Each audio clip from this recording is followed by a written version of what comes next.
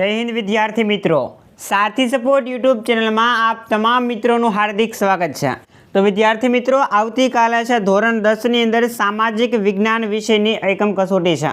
तो आ तमाम जे प्रश्नों है एनु सोल्यूशन आपणे आ विडियोनी अंदर करवाना छे अने ओरिजिनल प्रश्न बैंक तमारे डाउनलॉड करवी होय तो डिस्क्रिप्शननी अंदर आपणी टेलिग्राम चेनलनी लिंक आपी छे, त्यांथी तमे जोइन थईने त्यांथी तमे ओरिजिनल क्वेश्चन बैंक छे डाउनलॉड करी शको छो। वधारे समय ना लेता आजनी एकम कसोटीना सोल्यूशन विषे वात करीए तो सौथी पहेला मित्रों तमने जोड़कू पूछाशे। कोई पण एक जोड़कू पूछाई शके छे 2 मार्क्सनी अंदर, आमांथी कोई पण आवी शके। जेनी अंदर धोळावीरा तो एनी सामे जवाबमां शुं आवे तो कि कच्छ आवे। एना पछी लोथल तो एनी सामे शुं आवे तो कि धोलका आवे। त्यार पछी मरेलानो टेकरो तो एनी अंदर मित्रों आवशे मोहेजो दड़ो। त्यार पछी सांचीनो स्तूप तो एनी सामे मित्रों मध्यप्रदेश आवशे। कीर्ति तोरण तो एनी सामे सी आवशे वडनगर। अने खंभालीडा तो एनी सामे गोंडल आवशे। ओके, तो આવી રીતે મિત્રો જોડકા થશે। હવે આપણે આગળ વધીએ તો તમારે છે એ 1-2 વાક્યની અંદર જવાબ આપવાના છે। ટકાઉ વિકાસની સંકલ્પના છે સમજાવવાની છે। ટકાઉ વિકાસ કોને કહેવાય? તો ટકાઉ વિકાસ એટલે ભાવિ પેઢીની જરૂરિયાતો પાડવાની ક્ષમતા છે, એને નુકસાન પહોંચાડ્યા વિના વર્તમાન પેઢીની જે જરૂરિયાતો છે એને સંતોષવી, આને મિત્રો ટકાઉ વિકાસ તરીકે ઓળખવામાં આવે છે। તમે તમારી રીતે પણ લખી શકો। ત્યાર પછી વિશ્વ વેપાર સંગઠનની સ્થાપના ક્યારે થાય છે? તો 1 જાન્યુઆરી 1995ની અંદર છે વિશ્વ વ્યાપાર સંગઠનની સ્થાપના થાય છે। ત્યાર પછી ભારતની અંદર આર્થિક સુધારાનો અમલ છે ક્યારથી થાય છે? તો કે 1991થી। ત્યાર પછી આપણે આગળ વધીએ તો વૈશ્વિકીકરણની સંકલ્પના છે એ તમારે સમજાવવાની છે। જેવી રીતે ટકાઉ વિકાસની સંકલ્પના છે એવી જ રીતે વૈશ્વિકીકરણની પણ સંકલ્પના છે। વૈશ્વિકીકરણ કોને કહેવાય એ સમજાવવાનું છે। ત્યાર પછી પૃથ્વી પરિષદ કયા વર્ષમાં યોજવામાં આવે છે? તો 1972ની અંદર છે બેલ્જિયમની અંદર પૃથ્વી પરિષદ યોજવામાં આવે છે। આગળ વધીએ આપણે તો વિકલ્પોના જવાબ આપવાના છે। નીચેનામાંથી કયા મસાલા પાકમાં ગુજરાત છે પ્રથમ ઉત્પાદક રાજ્ય છે? તો એની અંદર ઈસબગુલ આવશે।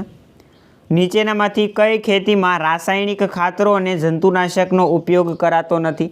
તો એની સામે સજીવ ખેતી। શણના ઉત્પાદનમાં ભારત હાલમાં કયા ક્રમે છે? પ્રથમ ક્રમે છે। તમાકુ ગુટકા ઉપર પ્રતિબંધ મૂકનાર પ્રથમ રાજ્ય કયું છે? તો સિક્કિમ।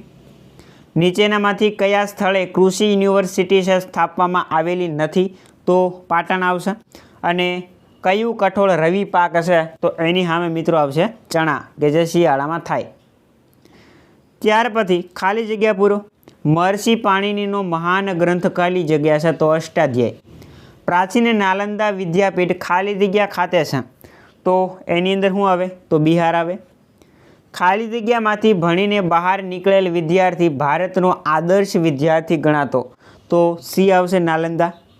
અને કવિ છંદબદ્ધ રાયનો ખાલી જગ્યા ગ્રંથ હિન્દી સાહિત્યનો પ્રથમ પ્રારંભિક ગ્રંથ છે?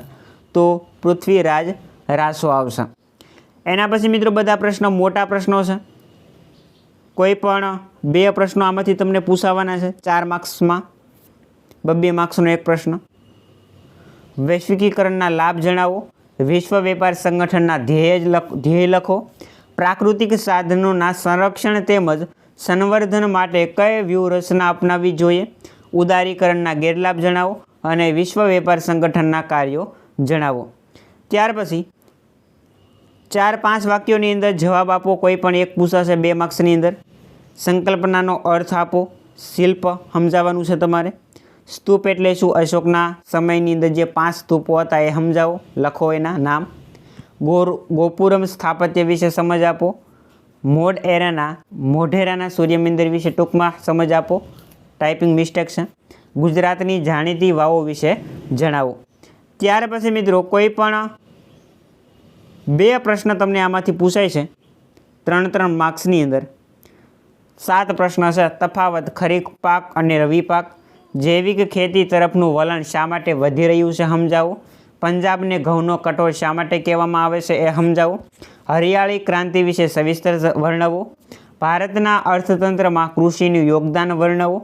ડાંગર ભારતનો સૌથી અગત્યનો પાક છે એ સમજાવો અને ભારતના તેલીબિયા પાક વિશે સમજ આપો. આટલા પ્રશ્નો છે, એમાંથી તમને 2 પ્રશ્નો પૂછાવાના છે. ત્યાર પછી બીજા થોડાક પ્રશ્ન તમને અહીંયા આપેલા છે. એમાંથી પણ એક પ્રશ્ન આવશે. ભારતની અંદર વેદો કેટલા છે અને કયા કયા એ સંક્ષિપ્તમાં સમજાવો. વલ્લભી વિદ્યાપીઠની માહિતી, તક્ષશિલા વિદ્યાપીઠની માહિતી અથવા રામાયણ અને મહાભારત તફાવત આપો. આની અંદરથી પૂછાશે 3 માર્ક્સની અંદર. અને છેલ્લે મિત્રો 4 ગુણનો એક પ્રશ્ન તમને પૂછાવાનો છે, જેની અંદર 3 પ્રશ્ન આપેલા છે. એમાંથી એક હશે પર્યાવરણ સુરક્ષા માટેના પગલાં, વૈશ્વિકીકરણ કોને કહેવાય, એના લાભ અને ગેરલાભ જણાવો, અને ઉદારીકરણ એટલે શું, એના લાભ અને ગેરલાભ જણાવો. તો આટલા પ્રશ્નો મિત્રો એકમ કસોટીની અંદર તમને પૂછાવાના છે. આશા રાખીશ કે આજનો વિડીયો તમને પસંદ આવ્યો હશે.